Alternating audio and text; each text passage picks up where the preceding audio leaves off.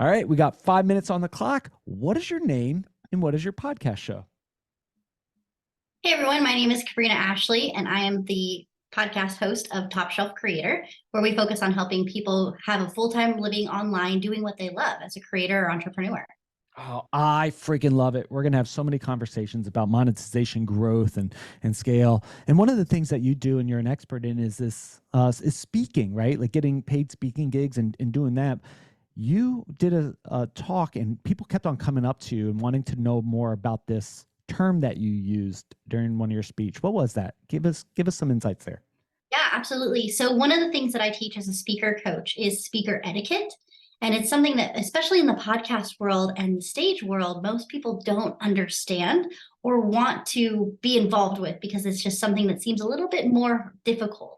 But what we're finding in the market is that keynote speeches and getting paid to speak in these big amounts of money is starting to go away. Like the idea of this is changing, and some of the biggest names who coach speakers are even going, keynote speaking is dead. Is it 100% dead? Probably not, because nothing in the market that we say is dead is actually dead. However, as a speaker and as somebody who's trying to get a message out as an influencer, a creator, an entrepreneur, being able to have this etiquette around yourself of not just getting on somebody's stage, but also being able to create content around that person's stage, one for yourself to show yourself as the expert, but also for that stage to promote them. Because as a podcast host, you know this, we bring people on in order to get in front of other people's audiences. Live stages do the same exact thing. And as a speaker, it's my job to bring some of my audience with me to every single speaking gig that I do, whether that's a podcast, a live stage, a summit, or anything in between. Yeah. Yeah, that's so good.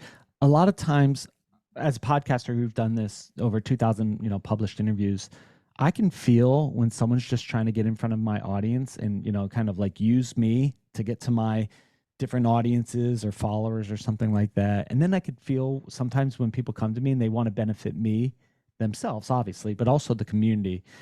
So as a speaker who's trying to get on podcast shows or get on stages, like how do we go about that in a way that's the win-win-win that we discussed? Yes, and I think that it comes from a place of knowing that this is collaboration. Because even if this podcast doesn't get me a client, for example, because I know a lot of people go into it going, well, this is how I grow my list. This is how I get more clients.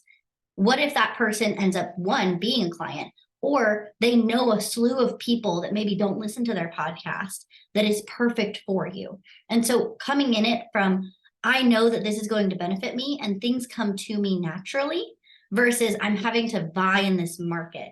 And I think that we've seen this, especially with that more bro marketing stance of everything is not happening.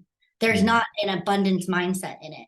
And so we're coming into things as competition versus collaboration. And when we change that mindset, it's actually easier for us to move forward. This is so good because I had to pull out my notepad, right? These are my little sticky notes. When I hear something and it sparks an idea or something like that, like I'm taking notes on my iPad, but like Post-it notes is when the gold comes out, right? Like, so really awesome job. As you're doing this, like you have this mission to help creators, full-time income and such like that. Like when was the day that you went from corporate trainer and speaker and such like that to like, I'm going to be a full online money-making machine? What was that turning point in your life?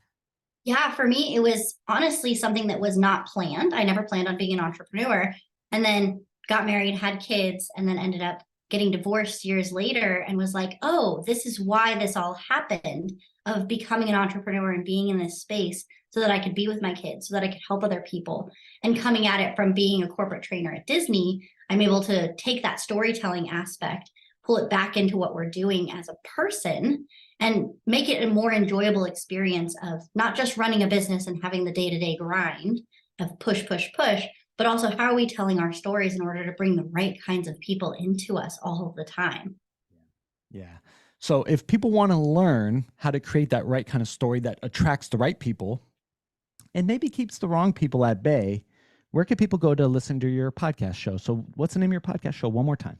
Yeah, it's called Top Shelf Creator, and you can find us on any of the streaming platforms. I personally love myself some Apple and some Spotify.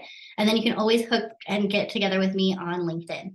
Cool. And we did this all under 5 minutes. I hope you all are enjoying these episodes. If you're a podcaster looking to grow and monetize and want to talk about it here, podcasthostarmy.com. See you on the next episode.